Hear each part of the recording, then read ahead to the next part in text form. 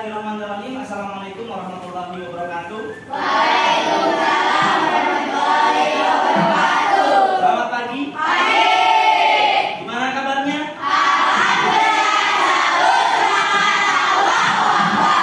Alhamdulillah, keadaan kita semuanya sehat. Ada yang tidak hadir hari ini? Hadir. Kemudian lengkap? Lengkap. Laki-laki juga lengkap. Alhamdulillah semuanya kita diberikan kesehatan sehingga pada hari ini kita dapat bertemu kembali. Oke anak-anak, hari ini kita akan membuat kesepakatan kelas atau keyakinan kelas. Di sini kita bisa lihat, kesepakatan kelas adalah kesepakatan yang dibuat dan disetujui oleh warga kelas. Ada guru dan murid. Maksud dari kelas itu sendiri adalah kumpulan murid dan seorang guru yang biasanya merupakan wali kelas dari kelas tersebut. Selanjutnya, apa sih tujuan kesepakatan kelas itu? Kita bisa lihat nih, kesepakatan kelas merupakan salah satu cara yang efektif untuk menciptakan suasana belajar yang positif dan kolaboratif. Kolaboratif itu maksudnya kerjasama ya, di dalam kelas, tapi kerjasamanya dalam bidang positif, jangan kerjasama dalam untuk mencontek atau hal-hal yang negatif. Kemudian selain itu juga membuat kesepakatan kelas juga mengajarkan siswa tentang pentingnya tanggung jawab. Tanggung jawab semuanya dalam tugas piket, dalam menjadi ketua kelasnya, bagaimana memimpinnya, kebersihan kelasnya dan lain-lain tentang kelas kita ini. Menghormati hak orang lain dan bekerja secara kolektif. Selanjutnya, keyakinan kelas. Nah, tadi aturan kelas menjadi keyakinan kelas. Merupakan metode untuk menimbulkan kembali disiplin positif yang didasari oleh motivasi dari dalam diri. Jadi kalau aturan kelas itu termasuk paksaan, mau memaksa, datang kelas satu, nanti kalau aturan kelas mengaturnya kepada hukuman. Kamu telat ya, jadi 5 kali. Nah, tapi kalau keyakinan kelas itu termasuk dari motivasi dalam diri sendiri. Oh iya ya, kalau aku telat berarti aku tidak meyakini aturan kelas, keyakinan kelas. Dengan keyakinan kelas itu nanti 20% dari bapak, 80% aturannya dibuat oleh kalian. Nah, jadi dalam diri sendiri, ya masing-masing. Kalau ini aturan bapak yang buat. Jadi kamu aku dengan bapak, ini termasuk bukan salah, tapi kurang pas, kurang tepat. Nah, jadi harus pantas melanggar ini aturan bapak. Tapi kalau nanti keyakinan kamu sendiri, kamu yang membuat, kamu yang melakukan, itu akan berdiri sendiri. Contohnya sepatu kamu ya, sepatu diri sendiri. Kalau menurut sendiri pasti otomatis hati-hati. Tapi kalau orang lain kan itu seenaknya memakainya, betul nggak? Keyakinan kelas dan peraturan kelas. Keyakinan kelas belum kita buat dan akan kita buat nanti. Dan kalau sudah menyiapkan background-backgroundnya itu akan apa nanti kita tahu di sini. Ya. Apa sih perbedaannya? Peraturan kelas biasanya dibuat tanpa persetujuan murid. Betul, bapak tidak meminta kalian apa sih aturan kelasnya harusnya. Jadi ini bapak membuat langsung diri bapak kepada kalian untuk melakukan itu termasuk tindakan paksaan. Beda lagi dengan keyakinan dibuat oleh kalian yang melakukan, kalian pasti mikir-mikir kalau membuat kesalahan. Karena orang mengecil, orang melanggar, ibaratnya seperti itu. Sedangkan keyakinan kelas adalah persetujuan yang dibuat bersama antara guru dan murid, selanjutnya akan ditaati bersama. Jadi menurut kakak, apa sih perbedaan aturan keyakinan kelas dan peraturan kelas? Menurut kakak ya, tidak usah dari bahasa ini, bahasa kamu sendiri. Peraturan kelas biasanya dibuat tanpa persetujuan dari masing-masing. Kalau keyakinan Kelas adalah persetujuan yang dibuat oleh murid. ya betul. Jadi kalau keyakinan kelas itu dibuat oleh murid dan guru. Kalau aturan itu hanya guru saja. Oke? Kita langsung saja.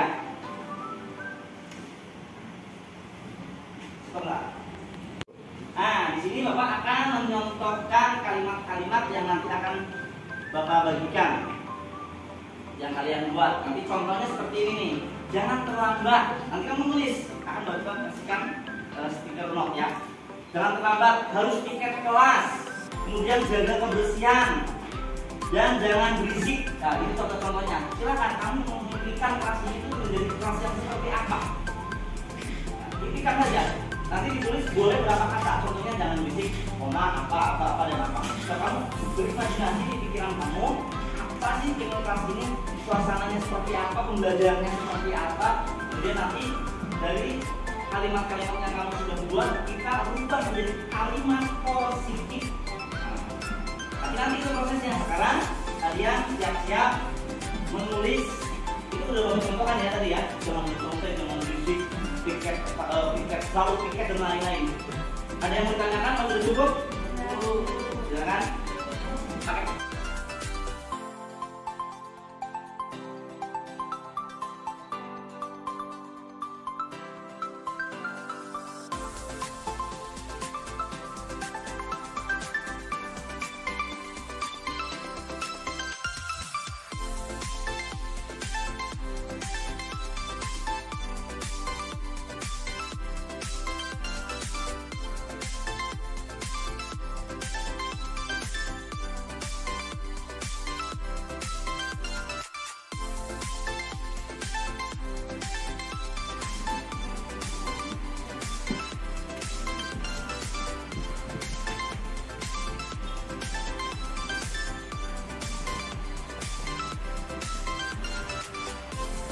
Sesuai keinginan kamu. Kemudian nanti yang sudah menulisnya boleh ditempel di sini.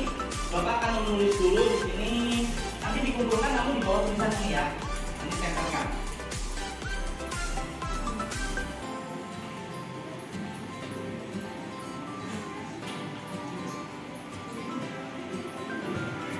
Silakan, ada yang mau bertanya?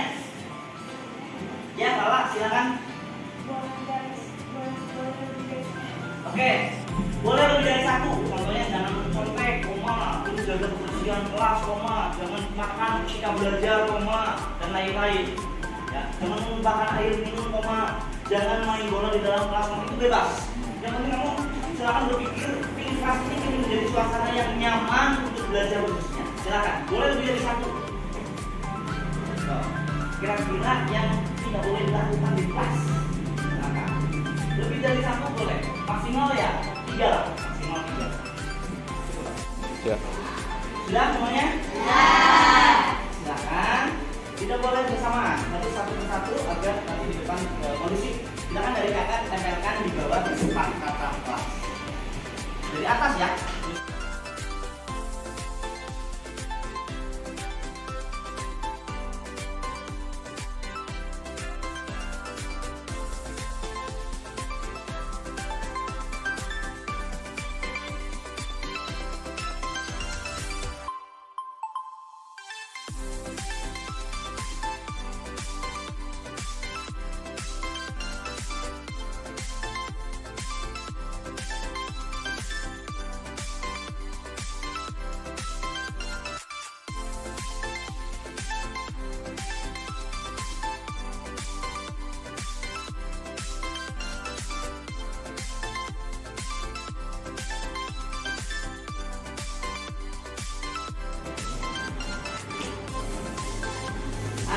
Sudah terkumpul semua, ini pendapat dari kalian yang menginginkan kelas impian, memiliki kelas yang nyaman dari segala hal yang negatif.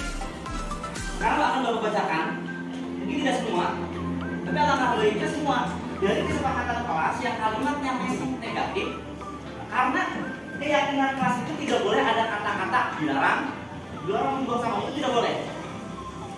Terus dilarang atau jangan, itu tidak boleh ya.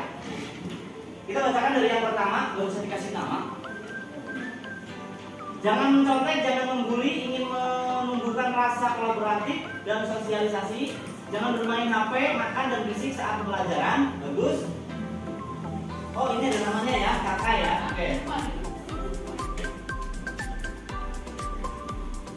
Kemudian yang kedua dari Lutfi, jangan membeda-bedakan teman dan jangan memilih-milih teman. Konsentrasi saat pembelajaran dimulai. Bagus. Selanjutnya, oh ini dari Ajmi, kelas kita mau cantik tuh ya, atau bersih. Mau cantik, katanya cantik itu bukan dari perempuan ya, cantik itu mungkin indah, bersih, itu masuk bisa. kayaknya kurang pas kalau kita melibatkan ini ya, lingkungan kelas. Tidak boleh berisik saat di kelas.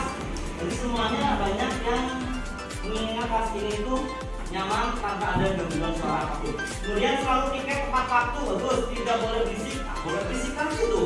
Berarti memang selama ini kalian terganggu ada suara-suara ketika ada guru yang sedang menjelaskan, ada yang berbicara. Itu sangat terganggu. Ini aja udah hampir 1, 2, 3, 4, 5 ada yang merasa terganggu ketika pembelajaran, ada yang berbicara.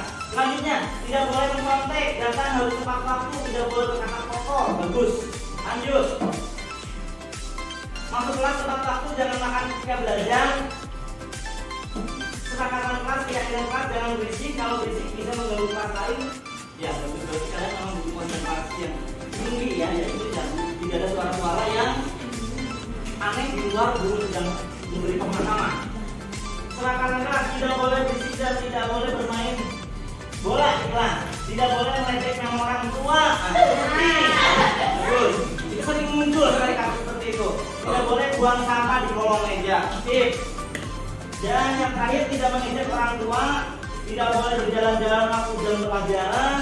Jika 10.15 kalian sudah masuk kembali, istirahat 09.45, jadi 30 menit ya. Tidak boleh berangkat siang untuk yang tiket kelas. Bagus, itu kedisiplinan. Untuk tiket yang wayangnya lebih basic dari yang lain. Ya, terima kasih anak-anak, kalian sudah berpendapat untuk menginginkan kelas yang kelas impian. Setelah Bapak baca-baca, kata-katanya masih negatif, kita rubah menjadi sebuah keyakinan kelas. Keyakinan kelas itu tidak boleh ada kata dilarang, tidak boleh. Jadi harus yang lebih positif. Contohnya di sini tadi banyak yang pikir tidak boleh kesiangan. Nah, kalau kita menjadi dirubah menjadi sebuah keyakinan kelas itu menjadi, boleh dibaca ya bersamaan ya. Jadi ini rangkuman datang ke sekolah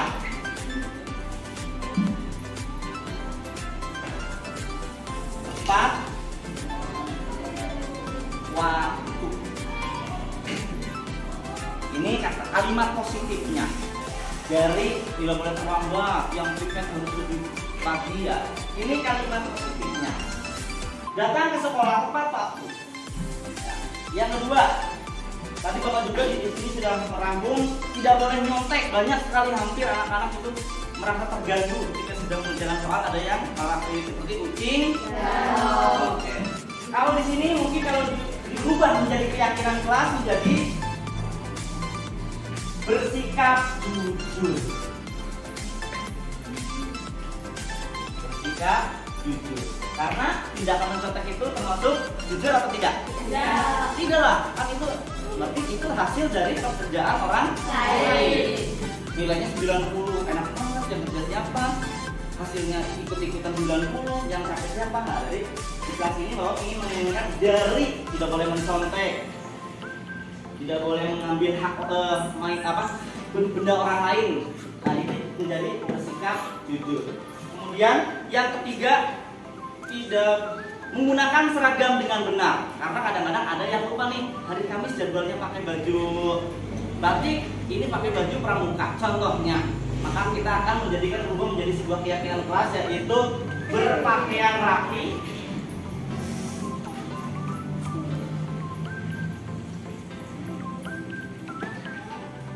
dan sopan. Ketika jam istirahat biasanya ada baju yang dikeluarkan. Nah, karena kita sudah menyepakati berpakaian rapi dan sopan, berarti dari pagi sampai kita pulang lagi sudah tetap rapi. Apalagi hari Senin menggunakan atribut seperti topi, dasi, sepatu hitam. Bapak lihat ini kan hari Senin nih, semuanya sepatu hitam, bagus. Kita lanjut. Banyak sekali tadi yang berkata kotor, terus membawa-bawa nama orang tua ke kelas.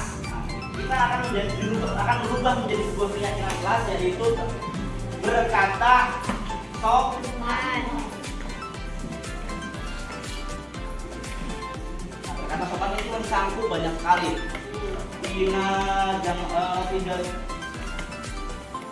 dari ini nih, jangan mengejek-ngejek nama sama orang tua. Jangan tidur di kelas katanya tuh. Berarti itu maksud tindakan kurang sopan. Nah, jangan ledek-ledekan kalau diubah menjadi keyakinan kelas menjadi saling menyayangi.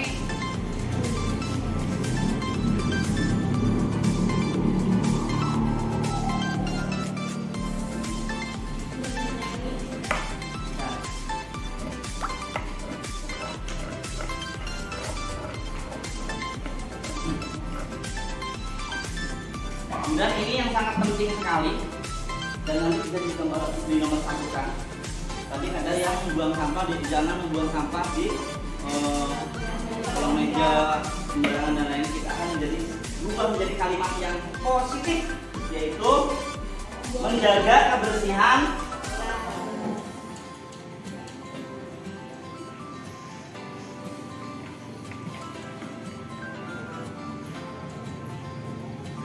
Menjaga kebersihan kelas ini sudah mencakup semua hal.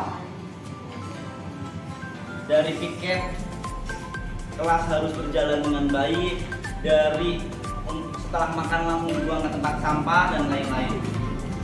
Jadi ada 6 keyakinan kelas dari pendapat kalian yang banyak seperti ini. Kita kumpulkan yang sama, diubah menjadi kalimat yang positif menjadi keyakinan kelas. Sekarang Bapak minta 1 orang untuk membacakan di depan. Silakan yang bersedia boleh acungkan tangan. Fadil, oh kakak silakan. Maju ke depan. Ya silakan kak. Kalian setelah kita tadi membuat kesepakatan kelas sudah dirubah menjadi kalimat yang positif menjadi keyakinan kelas. Ada 6 keyakinan kelas yang harus dipatuhi, harus kita laksanakan sepanjang hari. Nah, silakan dari nomor 1 Kak bacakan. Yang 1, datang ke sekolah tepat waktu. Ya. Yang 2, bersikap jujur. Ketiga, berpakaian rapi dan sopan. 4, berkata sopan. 5, saling menyayangi. Dan yang terakhir nomor 6, menjaga kebersihan kelas. Ya, terima kasih. Kita menutup. Kemudian kita bacakan bersama ya dan masukkan ke dalam hati kita. Dari sini ada tulisan, kita masukkan ke sini, kemudian ke hati dan ditanamkan sepanjang hari. Selama kalian menjadi siswa SD Negeri 4 Babakan. Yuk, Bapak yang akan baca bukunya, kemudian kamu 1 pakai angka ya, saja. Keyakinan kelas 6. 1. Datang ke sekolah tepat waktu. 2. Bersikap jujur. 3. Berpakaian rapi dan sopan. 4. Berkata sopan. 5.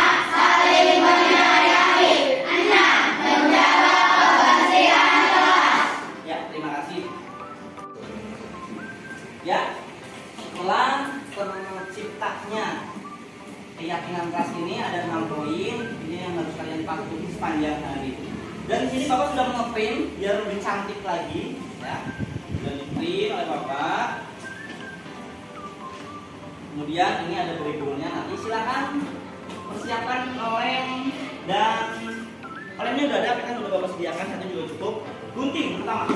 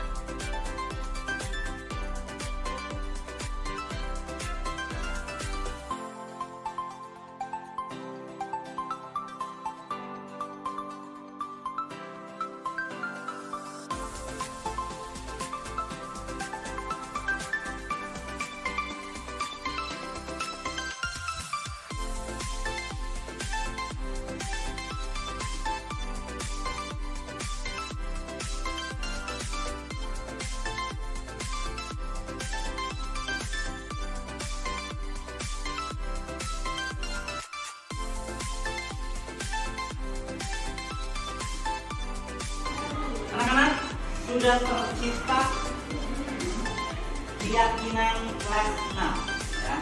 Ada 7 poin.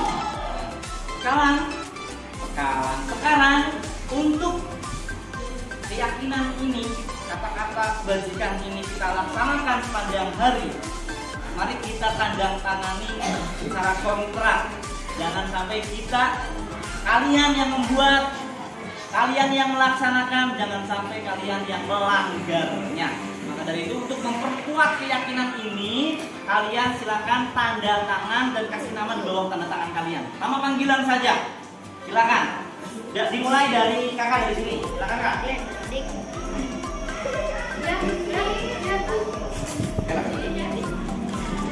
Bella.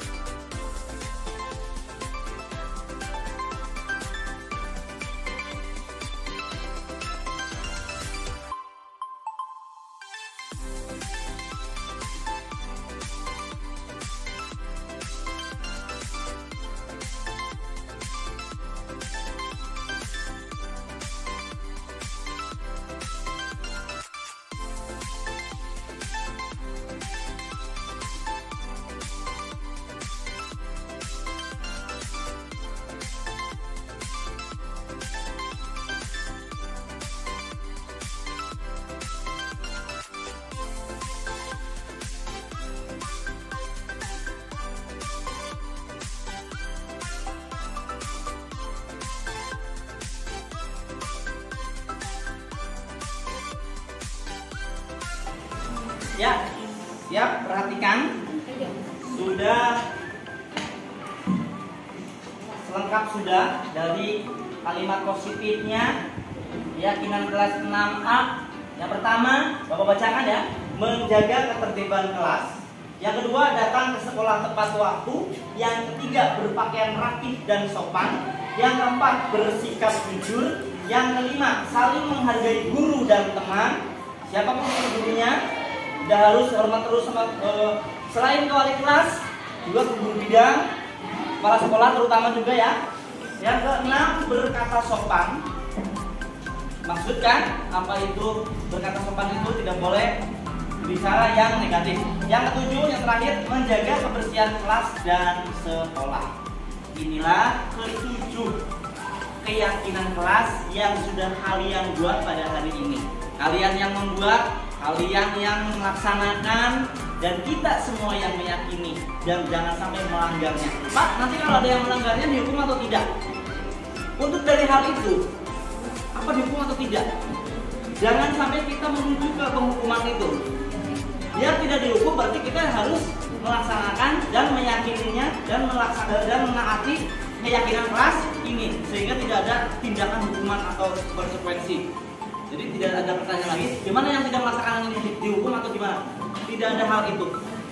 Untuk menghindari penghukuman itu berarti kalian harus meyakini, melaksanakan, menaati semua keyakinan kelas ini. Paham? Paham. Ada yang mau ditanyakan apa sudah cukup? Sudah cukup. Ya, terima kasih. Kita akan tempel di sebelah aturan kelas kita. Ya. Kemungkinan aturan kelas itu akan bukan cabut. Kalau nggak dicabut akan ditempel di sana bersama koordinasi dan lain-lain. Jadi aturan kelas kita sepakati untuk kita cabut bersama-sama.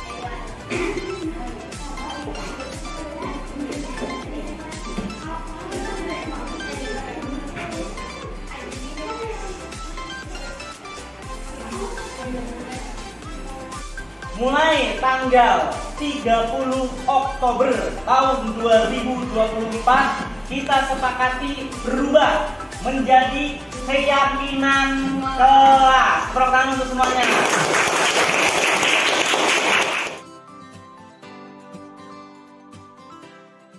Assalamualaikum warahmatullahi wabarakatuh. Nama saya Rasul Raza Mustafa. Perasaan saya setelah membuat keyakinan kelas bersama Bapak Nano Suwarno, saya merasa senang karena bisa mencurahkan pendapat saya dalam membuat keyakinan kelas yang saya inginkan. Saya juga merasa ini hal yang menarik dan adil bagi murid karena murid bisa membuat keyakinan kelas sendiri yang disebarkan secara bersama-sama. Terima kasih.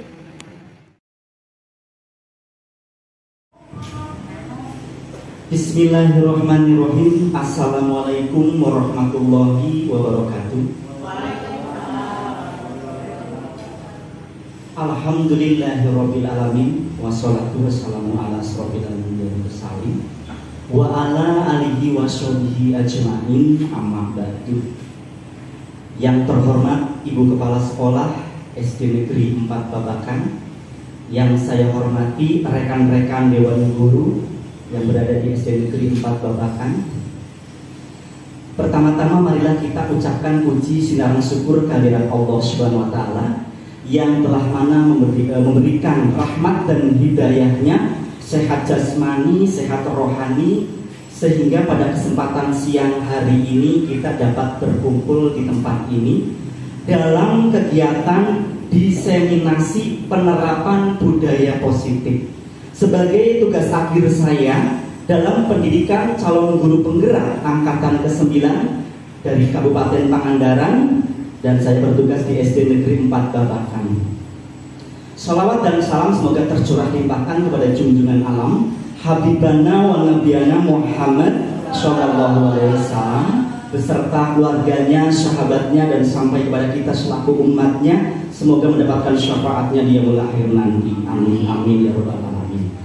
Bapak Ibu hadirin yang saya hormati, mohon maaf sebelumnya karena saya berdiri di sini untuk belajar, berdiri di depan Bapak dan Ibu bagaimana sebagai seorang calon guru penggerak, bukan untuk menggurui. Saya ucapkan sangat-sangat banyak terima kasih kepada Bapak Ibu yang sudah bersedia menyempatkan waktunya.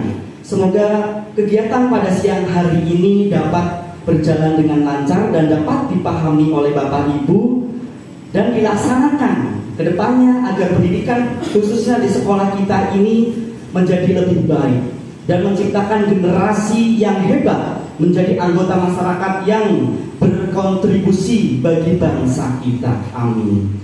Bapak Ibu hadirin yang saya hormati, saya akan mengawali presentasi atau pemaparan diseminasi budaya positif. Bapak Ibu, di kesempatan siang hari ini ada 7 yang harus saya sampaikan tentang konsep budaya positif. Di konsep budaya positif ada 7. Yang pertama, perubahan paradigma belajar. Yang kedua, disiplin positif. Yang ketiga, motivasi perilaku manusia. Yang keempat, kebutuhan dasar manusia. Yang kelima, posisi kontrol restitusi. Yang keenam, keyakinan kelas. Dan yang ketujuh yang terakhir, segitiga restitusi. Pembelajaran di poin yang pertama, pembelajaran dengan paradigma yang sekarang digembor-gemborkan, bahwa kita harus melaksanakan dan memang dituntut untuk melaksanakan P3, profil pelajar Pancasila, meskipun SD kita masih menggunakan kurikulum 2013. Tapi dari ke-6 ini kita harus satu yang harus kita laksanakan, dan alhamdulillah kita sudah melaksanakan yang beriman, bertakwa kepada Tuhan Yang Maha Esa dan berakhlak mulia. Pembelajaran paradigma baru merupakan pembelajaran yang berorientasi pada penguatan kompetensi dan pengembangan karakter yang sesuai dengan profil pelajar Pancasila. Saya tidak bisa menjelaskan secara rincinya karena kita masih menggunakan kurikulum 13. Kita hanya yang pertama beriman, bertakwa kepada Tuhan Yang Maha Esa dan berakhlak mulia. Selanjutnya, Disiplin positif dalam budaya kita, makna kata disiplin dimaknai menjadi sesuatu yang dilakukan seseorang pada orang lain untuk mendapatkan kepatuhan. Kita cenderung menghubungkan kata disiplin dengan ketidaknyamanan, Bapak Ibu. Menurut Diane Gosan, menyatakan bahwa kata disiplin berasal dari bahasa Latin disciplin, yang artinya belajar. Itu menurut Diane Gosan. Dan kata disiplin atau kata disiplin juga berasal dari kata yang sama dengan disciple, yaitu murid. Untuk menjadi seorang murid harus paham betul alasan mereka mengikuti suatu ajaran tertentu, sehingga motivasi yang terbangun adalah motivasi intrinsik bukan ekstrinsik. Jadi yang dimaksud dengan motivasi intrinsik itu motivasi dalam diri murid, ya. Dan ekstrinsik itu dari orang lain, masih ada harus dipancing-pancing dulu. Nah, untuk penanaman kepada murid itu kita harus, jadi disiplin itu memang identik dengan sebuah aturan yang dibuat oleh tata tertib sekolah maupun guru. Tapi nanti melalui restitusi kita akan membuat di kelasnya masing-masing akan menjadi dari tata tertib berubah menjadi kesepakatan kelas dan berubah menjadi keyakinan kelas. Dan di sini saya juga masih menggunakan aturan kelas yang dibuat resmi oleh guru yang harus dilakukan oleh siswanya. Pasti banyak ini termasuk siswa itu termasuk terkekang atau memang bukan dari dirinya disiplinannya, tetap masih diatur oleh guru. Kita berusaha ke depannya bahwa kedisiplinan itu harus muncul dari hati dari murid-murid kita. Di sini di disiplin positif ada 3, Bapak Ibu. Ada hukuman, mohon maaf diperbesar. Di hukuman contohnya sistem tidak akan berjalan bila murid tidak takut. Karena kita membuat aturannya oleh tanpa persetujuan murid-murid. Kita sebagai guru yang membuatnya dan murid harus patuh. Mungkin untuk pendidikan zaman sekarang berbeda jauh sekali dengan zaman dulu. Hormatnya murid kepada guru itu sangat jauh. Maka ini dari pemerintahan ya kita mencoba. Ini juga belum tentu berhasil ya Bapak Ibu. Dimana kita ya melakukan dan memberikan motivasi kepada murid-murid kita. Sistem tidak akan berjalan bila murid tidak takut. Apa sih hubungannya dengan konsekuensi? Memerlukan monitoring dan supervisi terus-menerus. Biasanya konsekuensi ini berhubungan dengan peraturan kelas. Peraturan kelas itu dibuat oleh murid dan guru.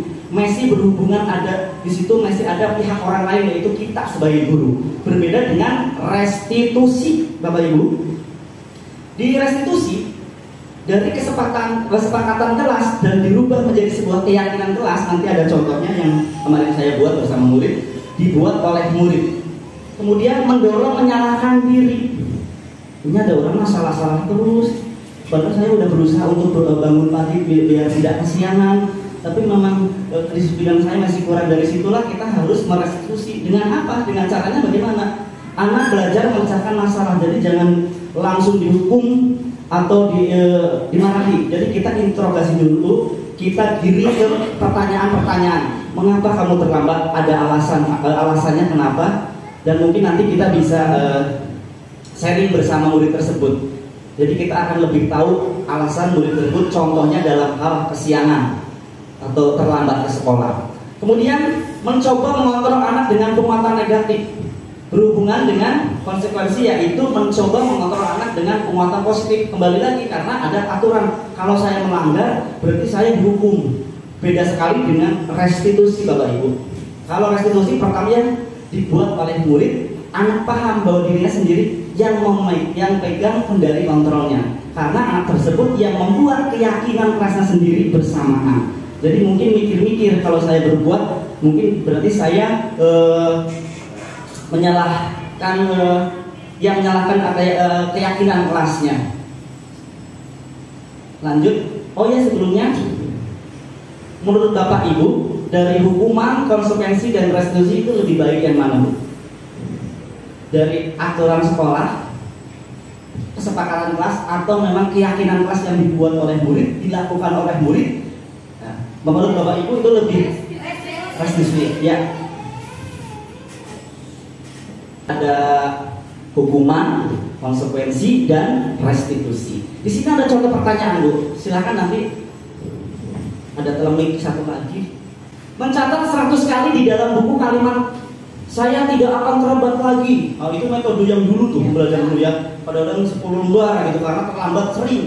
Nah, itu menurut Bapak Ibu termasuk hukuman atau konsekuensi? Hukuman. Kita simpan jawabannya, nanti ada jawabannya ya Bu. Kemudian lari mengelilingi lapangan basket 2 kali karena terlambat hadir di sekolah. Itu termasuk hukuman apa konsekuensi Bu? Hukuman. Kita simpan. Membersihkan coretan yang dibuatnya di meja tulis. Itu termasuk hukuman atau konsekuensi menurut Bapak Ibu. Lanjut. Murid diminta untuk push up 15 kali karena tidak menggunakan masker zaman pandemi waktu itu. Itu termasuk hukuman atau hukuman. Kita simpan. Menggantikan kertas tugas teman yang telah dicoret-coret. Pintar-pintar Bapak Ibu itu pada 15 menit. Berjemur di lapangan basket pukul 12 Bu. Nah itu termasuk. Ya. Terakhir, murid diminta bertelanjang kaki sepanjang hari karena tidak menggunakan sepatu warna hitam. Itu termasuk hukuman atau konsekuensi Bu? Konsekuensi. Ada hukuman dan konsekuensi. Kita lihat jawabannya di sebelahnya. Konsekuensi bisa, hukuman bisa.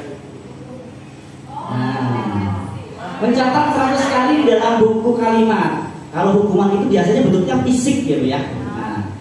Mencatat 100 kali di dalam buku kalimat saya tidak akan terlambat lagi, itu terlalu konsekuensi. Tidak apa-apa dilakukan Bu. Boleh? Boleh.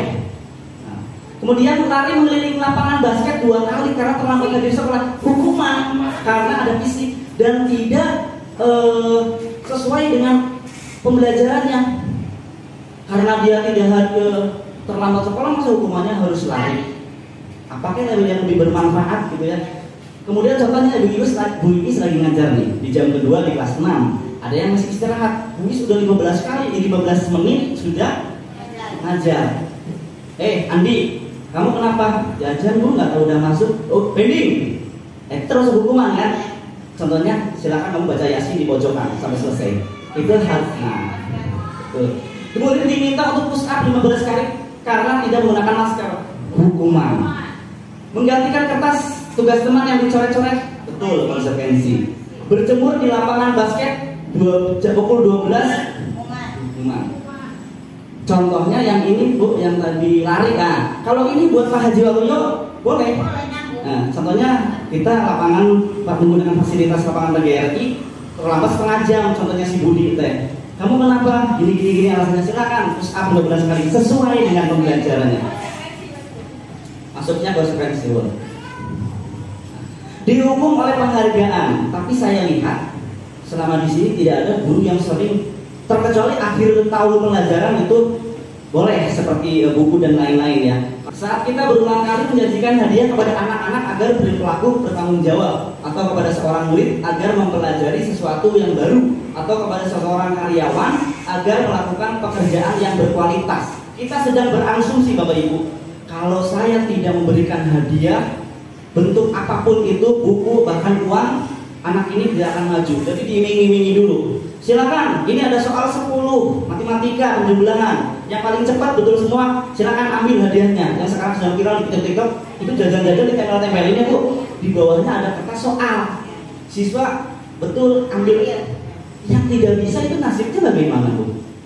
Yang tidak bisa mengerjakan, karena anak yang pintar matematika ada kan. Kalau dihukum oleh penghargaan itu, kita itu tidak boleh mengiming-imingi. Terus dengan gimana Pak kita memberikan penghargaan? Tidak harus dengan bentuk benda.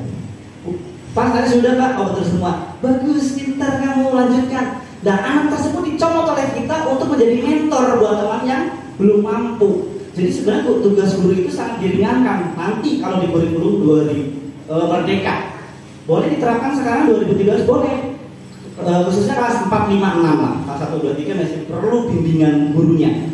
Jadi nanti kita yang pintar matematika 3 orang kita kelompokkan dengan yang masih di bawah rata-rata. Insya Allah kalau dengan sesama umur itu lebih enak mungkin murid tersebut dibandingkan sama guru gitu. Lanjut.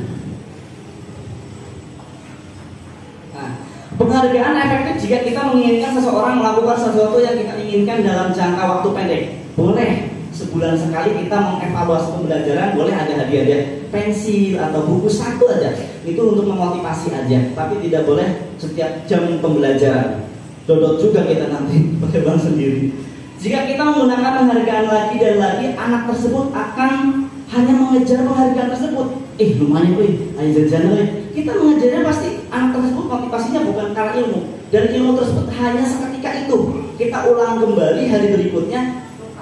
Sebutkan 5 anggota ASEAN pertama kali, pasti lupa. Tapi di hari itu karena banyak pajangan-pajangan makanan atau hadiah dari guru, pasti itu hari itu semuanya bersemangat. Jadi kita harus menanamkan seperti metode intrinsik, motivasi dalam diri bahwa anak tersebut harus mampu tanpa harus diiming-imingi. Lanjut, contoh kasus, nah ini Bu, di kelas 2 Bu ya. Ibu Ambar, guru kelas 2A di SD Pelita Hati, sedang bingung menghadapi ulah salah satu murid di kelasnya. Doni beberapa anak di kelas 2A telah datang padanya dan mengeluhkan Doni yang seringkali meminta bekal makan siang mereka dengan paksa pada teman-temannya nih. Jika Anda menghadapi situasi seperti Ibu Ambar, apa yang akan Anda lakukan? Menurut Anda, kira-kira apa alasan Doni melakukan hal itu? Contohnya di sini, Doni, kamu mengapa melakukan itu? Aku belum dikasih bekal makan Pak, sedangkan aku lapar. Dan dari situ kita bisa kelihatan kebutuhan dasar Doni itu, yaitu kebutuhan hidup. Kebutuhan hidup manusia itu kan pakan, sandang ya. Nah, berarti itu bertahan hidupnya. Gurunya lebih mengetahui, oh ini anak minta-minta ternyata orang tuanya jadi kurang peka ya kalau tidak memberi bekal. Kemudian ada pertanyaan yang kedua, Bu, aku dikasih sama mamahnya mie nugget. Jadi aku ingin mencoba punya teman aku, itu makannya daging, tempe, tahu yang bergizi. Nah dari situ mungkin anak butuh sebuah kebebasan atau pilihan. Nah di sini silakan Bapak Ibu nanti. Nah ini kebutuhan dasar manusia. Yang pertama bertahan hidup seperti yang tadi Ibu Iis katakan, sandang, papan, pangan. Kasih sayang dan rasa diterima seperti kasus Rizky itu. Dia membutuhkan kasih sayang yang sangat lebih dan perlu diterima oleh teman-temannya. Kebebasannya itu bahwa murid itu memang kadang-kadang ada yang dengan metode pembelajaran yang kita berikan kadang-kadang memang tidak sesuai dengan murid tersebut. Ya, punten. Pasti nilainya di bawah rata-rata terus. Mungkin itu koreksi kepada kita karena tidak sama semua anak. Kesenangan, butuh kesenangan berarti kita harus memberikan pembelajaran yang menyenangkan. Kemudian penguasaan, nah disebut penguasaan itu bahwa anak tersebut itu memang menonjol dalam hal apa, olahraga, seni, matematika. Itu kita perlu bantu penguasaan tersebut. Nah di sini Bapak Ibu, Ibu guru bilang, aku tidak boleh bersenandung sewaktu mengerjakan tugas. Katanya kelas harus tenang, tidak ada suara. Kan nggak seru jadinya gitu. Ini termasuknya anak membutuhkan kebebasan, rasa kasih sayang, penguasaan, kesenangan. Kita simpan jawabannya. Ibu guru tidak menyapaku hari ini, padahal aku pakai jepit baru. Rambut baru. Nah, berarti kasih sayang. Kita simpan dulu jawabannya. Kemudian aku bosen, masa belajar itu cuma gitu-gitu aja, dengerin ibu guru aja. Nah, itu termasuk kebebasan, rasa kasih sayang. Kita simpan. Yang terakhir, aku sebel, gambarku tidak rapi, malah ibu guru nunjukin ke teman-teman di depan kelas, jadi aku malu. Itu termasuk penguasaan, kebebasan, rasa kasih sayang, apa yang diterima. Coba kita lihat jawabannya Bapak Ibu.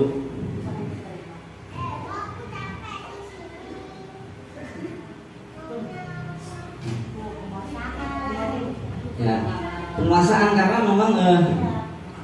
memang dia bukan bakat dalam seni atau menggambar, jadi nggak bagus ya. Jadi mungkin dia harusnya di sini ada kebebasan ya Bu ya. Memang dia harus memilih senangnya dalam bidang apa gitu. Terus kita perdalam, kita dampingi sampai anak tersebut menjadi anak yang mampu dalam bidangnya.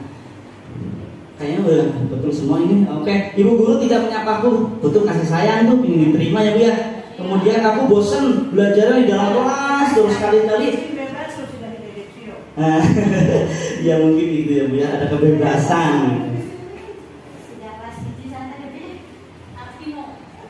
Nah, di sini ada motivasi eksternal Bu. Yang pertama kita itu posisi kontrol restitusi. Nah, ini posisi kontrol sebagai kita seorang pendidik. Yang pertama penghukum, kedua pembuat merasa bersalah pada murid, ketiga posisi menjadi teman, pemantau, dan manajer. Dan sekarang yang kita usahakan harus menjadi seorang manajer. Gimana sih trik-triknya? Oke.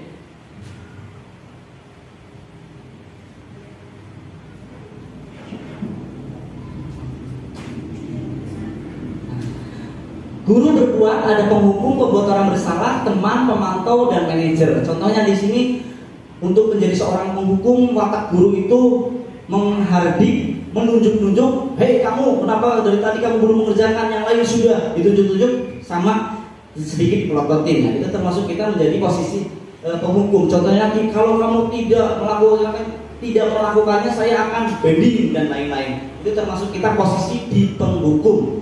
Di pembuat orang merasa bersalah, berceramah menunjukkan kekesalan. Dan itu kadang-kadang memang guru yang ada masalah di rumahnya, intern dengan pasangannya dibawa ke sekolah, akhirnya murid-murid kita terasa tidak nyaman. Gini bapak ibu ngajarnya jadi cemberut seperti ya. Gimana mau masuk kesenangannya kepada murid? Kamu sudah mengecewakan ibu. Nah, itu contohnya kata-kata kita sebagai orang membuat merasa bersalah. Teman membuatkan alasan-alasan untuk murid-muridnya. Lakukan untuk bapak ibu ya, biar kelas ini bersih, silahkan bereskan. Nah, itu akan menjadi ketergantungan Bu.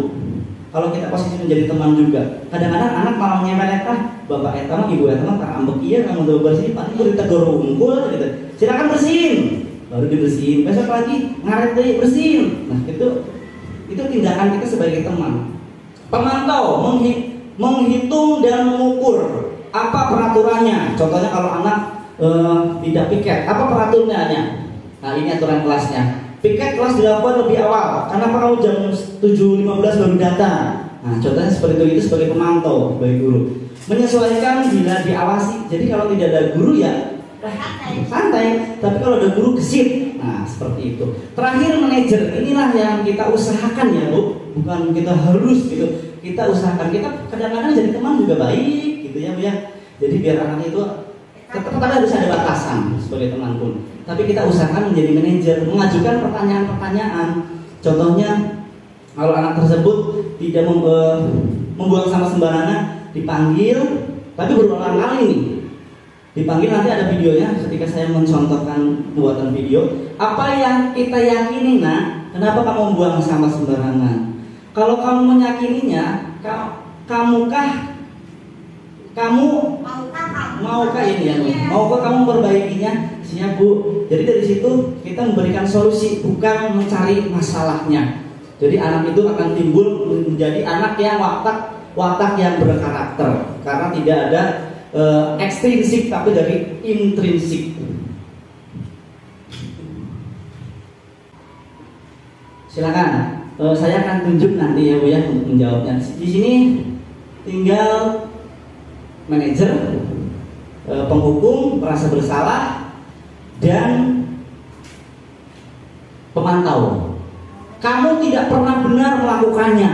Nah, itu di sini termasuk pemantau, penghukum, teman, atau apa tadi ya? Nah, penghukum, membuat merasa bersalah, teman, pemantau, manajer.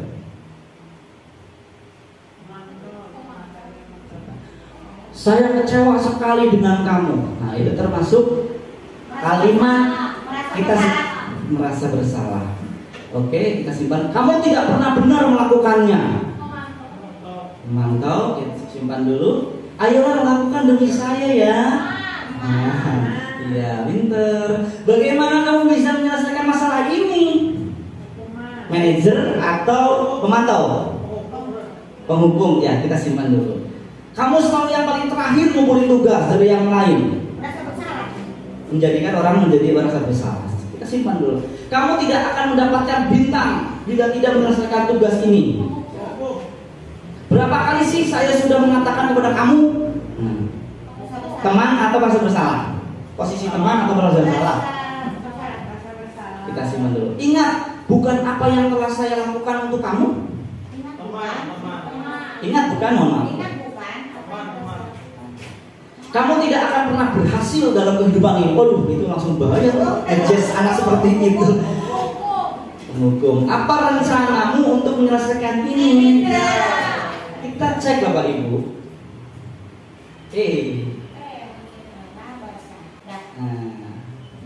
Saya kecewa sekali dengan kamu. Berarti kan perlu menjadi kecewa, jadi membuat merasa bersalah.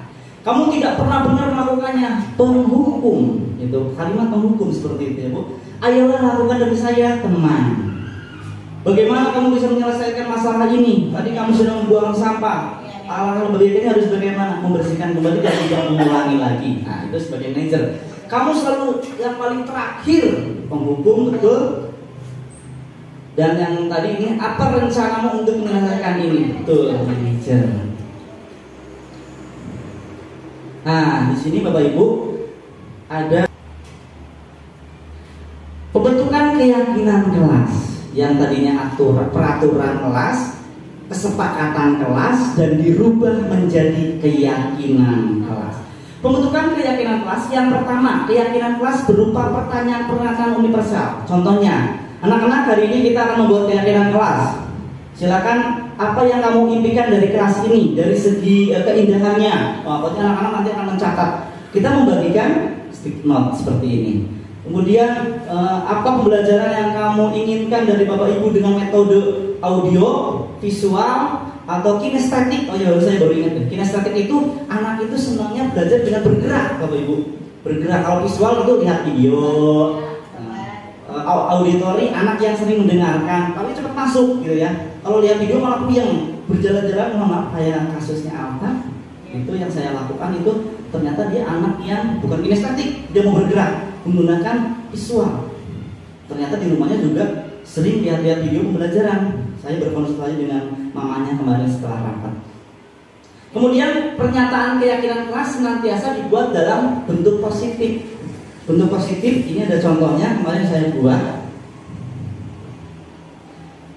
Yang pertama ini menjaga ketertiban kelas. Sebelum jadi ini, yaitu ini kesepakatan kelas, mereka membuat.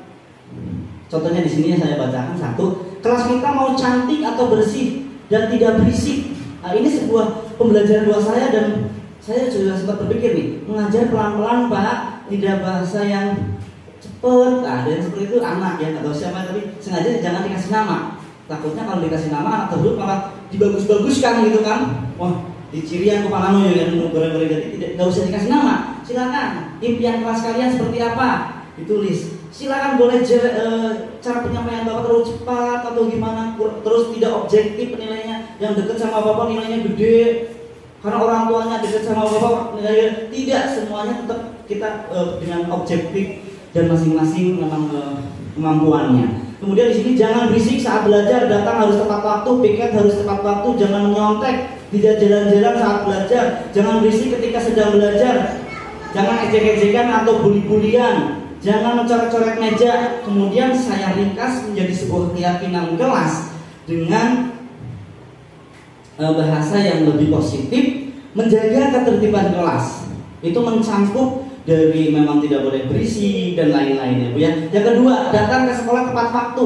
Ya, mungkin itu termasuk piket, disiplin dan lain-lain. Berpakaian rapi dan sopan. Bersikap jujur. Nah, di situ kan ada yang tidak boleh nyontek. Nah, mencontek kan termasuk tindakan tidak jujur. Kemudian berkata sopan. Tadi di situ kan tidak ada boleh kata-kata keluar kotor, kasar ya. Pembulian, betul. Menjadi berkata sopan. Yang terakhir, menjaga kebersihan kelas dan sekolah, saling menghargai guru dan teman. Kemudian setelah terbentuk ini langsung ditandatangani kontrak oleh murid-murid. Jadi nanti dia berpikir, karena ini yang buat saya, yang melaksanakan salah, yang saya, dan nanti akibatnya juga kepada diri sendiri. Jadi ini tidak ada paksaan dari guru. Ini termasuk motivasi intrinsik. Tidak ada ekstrinsiknya atau memang guru yang membuat aturan. Dan ini belum saya copot untuk menggantikan, karena ini aturan saya semua. Banyak anak yang melanggar karena memang saya yang membuat. Berbeda sekali kalau memang dari keyakinan diri sendiri, motivasi diri sendiri. Ada perubahan Pak Nano? Ada hari ini. Yang biasanya memang bawa-bawa nama orang tua ada di situ. Yang ngejek-ngejek nama orang tua. Sekarang alhamdulillah saya lihat, nggak tahu kalau nggak ada saya mungkin gitu ya, biar namanya juga anak memang butuh proses. Yang terakhir Bapak Ibu, kita praktek kita adalah restitusi. Nah di sini ini ada sebuah video yang kemarin saya tugas modul 1.3 demonstrasi kontekstual. Saya harus mempraktekkan ketika ada masalah, ada kesalahan anak, tanpa kita harus menjadi posisi penghukum, tapi menjadi posisi manajer. Ini di sini ada. Ini kasusnya anak tidak mengerjakan PR.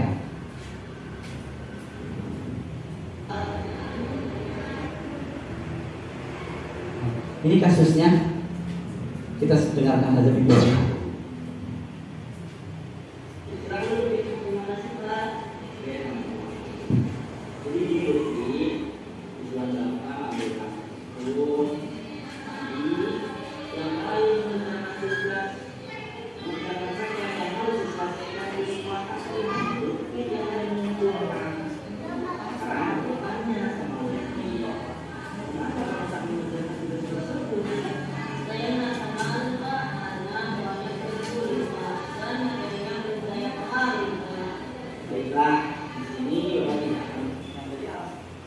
Alasannya anak tersebut kenapa tidak mengerjakan PR? Belum dimengerti materinya. Nah, mungkin itu di situ saya terlalu cepat. Ada salah satu yang itu kita merefleksi diri kita dalam pembelajaran. Dari siapa yang salah? Tetapi Bapak ingin mencari solusi dari permasalahan ini. Dia salah. Bapak tahu, pasti senang melakukan ini. Tapi kamu juga perlu ujikan diri sendiri. Dan sekarang kamu dalam masalah nih. Iya Pak, saya paham. Terus kalau kamu paham, sekarang mari kita bicara tentang keyakinan kelas. Apa yang kita percaya, yang mana yang belum kamu menentukan. Dan mengerjakan tugas saya Pak, dan tentunya menghormati guru. Tolong ulang lagi poin yang satu. Yang paling menghormati guru Pak. Harus ada mengerjakan tugas dengan baik Pak. Kamu sudah dengar ya, dengan kelas itu. Dan ketika kamu tidak mengerjakan PR, apakah hal itu sudah sesuai dengan keyakinan kelas? Belum Pak, belum sesuai dengan keyakinan kelas Pak. Nah sekarang marilah kita selalu mengindahkan keyakinan kelas yang sudah kita sepakati bersama. Dan untuk memperbaiki kesalahan kamu, apa yang akan kamu lakukan? Yang saya lakukan Pak, saya minta maaf kepada Bapak karena saya sudah melalaikan tugas dari Bapak dari wakil kelas. Dan selanjutnya saya tidak akan mengulangi lagi Pak. Baiklah, terus seperti itu, pesan dari Bapak kali-kali kalau ada hal atau materi yang belum dipahami, tanya aja sama Bapak. Tidak dalam kebingungan kita mengerjakannya, ya. Ya silakan kamu boleh keluar dari ruangan Bapak. Selalu ulangi lagi, ya. Iya Pak, terima kasih. Assalamualaikum Pak. Waalaikumsalam. Ini kan gambaran Bu kalau kita posisi di manajer ya. Apa anak-anak seperti itu terus Pak? Ya tidak. Ini mungkin salah satu dampak positifnya kalau kita di posisi manajer. Mungkin ini sudah materi yang terakhir, restitusi. Dan yang terakhir sekali, silakan kalau ada Bapak Ibu yang ingin merefleksi atau memberikan umpan balik. Silakan Pak Roni dulu Pak. Bismillahirrahmanirrahim. Assalamualaikum warahmatullahi wabarakatuh. Alhamdulillah pada kegiatan hari ini saya sudah mendapatkan banyak hal yang tadinya tidak tahu menjadi jauh lebih banyak tahu. Namun ada satu yang saya kurang mengerti. dan yang akan saya tanyakan itu mengenai profil pelajaran Pancasila di poin kebinekaan global. Nah itu mungkin saya kurang jelas dan mohon penjelasannya yang lebih lanjut. Ya, terima kasih. Assalamualaikum warahmatullahi wabarakatuh. Ya, terima kasih kepada saudara Roni. Pertanyaannya di sini Bapak, kita salib dulu ini di posisi di poin keberkebinekaan global ya Pak ya. Jadi kebinekaan global itu berkebinekaan global itu perasaan yang menghormati keberagaman Pak. Sedangkan Indonesia itu kan sangat banyak sekali adat istiadat, suku, ras, bahasa ya Pak ya. Jadi di situ anak tersebut kita didik untuk bisa menjadi anak yang selalu menghargai perbedaan Pak. Ya. Jadi perbedaan dari segala halnya yang dimaksud dengan itu contoh kecilnya Pak, itu berkebinekaan global itu biar anak itu lebih menghargai perbedaan yang ada di Indonesia. Itu garis besarnya ya Pak ya. Kemudian silakan dari ibunya, Ibu Iis Toah, silakan. Assalamualaikum warahmatullahi wabarakatuh. Sebelumnya saya ucapkan terima kasih dari apa yang dipaparkan oleh Bapak Nano, menambah pengetahuan saya tentang banyak hal ya. Tapi ada satu yang ingin saya tanyakan dan tolong mohon diperjelas. Apakah penghargaan itu boleh kita lakukan atau memang tidak boleh sama sekali kita berikan kepada anak gitu ya? Ya mungkin hanya itu saja yang saya tanyakan. Terima kasih. Wassalamualaikum warahmatullahi wabarakatuh. Terima kasih kepada Ibu Iis Toah. Apakah penghargaan tidak boleh dilakukan oleh seorang guru? Menurut yang saya sedang dipelajari guru penggerak ya Bu ya. Ini garis besar dari teori Alfikon Bu. Sebenarnya tidak boleh berupa hadiah maupun uang, bahkan uang gitu tuh. Jadi makanan pun tidak boleh, kecuali memang sebulan sekali untuk mengevaluasi saja Bu. Nah, pakai bintang itu ketergantungan Bu. Jadi anak pun nanti mengejarnya bintang tersebut, bukan pemahaman materi. Nah, nanti di kurikulum 2000, kurikulum Merdeka tidak boleh ada penghargaan, perankingan. Yang diajarkan apa? Sertifikat Bu. Sertifikat anak tersebut bidang ini menonjolnya dalam bidang olahraga apa gitu. Nah, nanti guru olahraganya yang akan benar-benar. Jadi jangan dituntut untuk bisa IPA, IPS, matematika. Sampai kapanpun anak tersebut memang tidak ada sih, cuman menstabilkan saja. Bisa saja kalau untuk mampu memang anak basic kadang-kadang punten. Anak yang aktif itu karena matematikanya kurang, kan pembelajarannya kurang, tapi olahraganya luar biasa. Anak yang suka seni kadang-kadang standar di situ paling kalau nggak peringkat 3, 2 gitu. Iya, ada ya kasus seperti itu ya, macam-macam itu. Jadi garis besarnya menurut yang sedang saya pelajari, penghargaan tidak boleh. Penghargaan itu terus gimana Pak memberikan? Kita memberikan apresiasi kepada itu. Bagaimana bentuknya? Nah, kalau menurut yang sedang saya pelajari dan untuk itu hanya cukup, kamu pinter lanjutkan. Jadi Motivasi itu pun sudah sebuah penghargaan buat murid.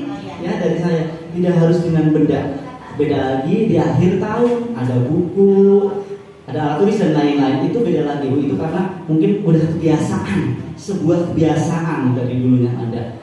Kemudian tidak boleh tuh ada ranking 1 sampai ranking 10. Yang ranking 11 tidak disebut, nilainya kita tahu sendiri kan.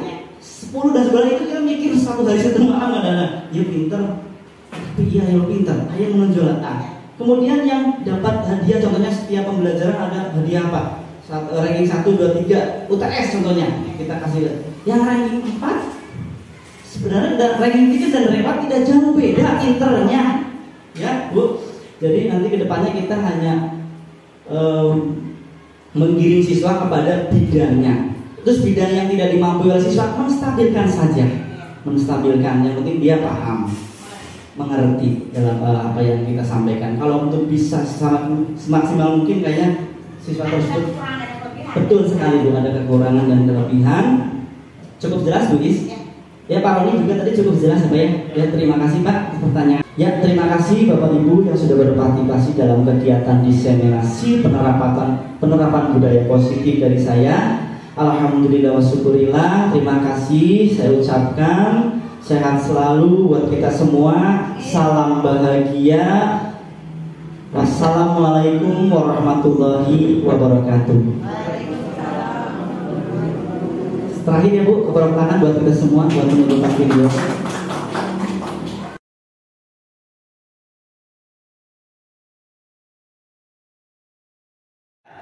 Assalamualaikum warahmatullahi wabarakatuh.